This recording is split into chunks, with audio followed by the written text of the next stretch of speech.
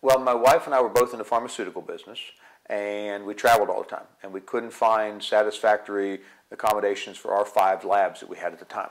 So we decided that there probably were other people in the same situation, so we went ahead and retired from those jobs and opened a dog business.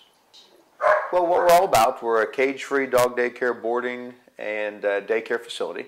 We really do dog daycare, so the dogs that are here are all regulars. They'll come out usually 2 or 3 times a week. Like Hershey here, he's here 3 days a week, and he'll spend a couple nights this week. But the whole concept is that the dogs know us, we know the dogs, and the dogs know each other, and that way we don't have any problems. The average day is probably 25 dogs.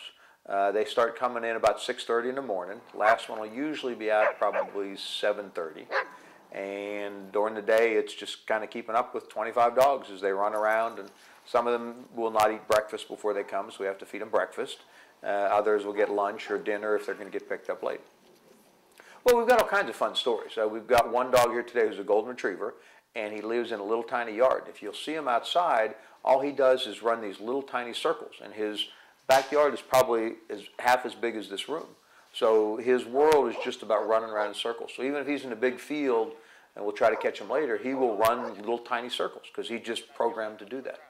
You know, obviously we love dogs, and so you really get attached to these dogs because we see the same dogs consistently. So we probably spend more time with the dogs than their owner does, because we'll spend 10 to 12 hours a day of quality interacting time, as opposed to the owner who gets home and has to make dinner or watches TV and the dog kind of gets ignored.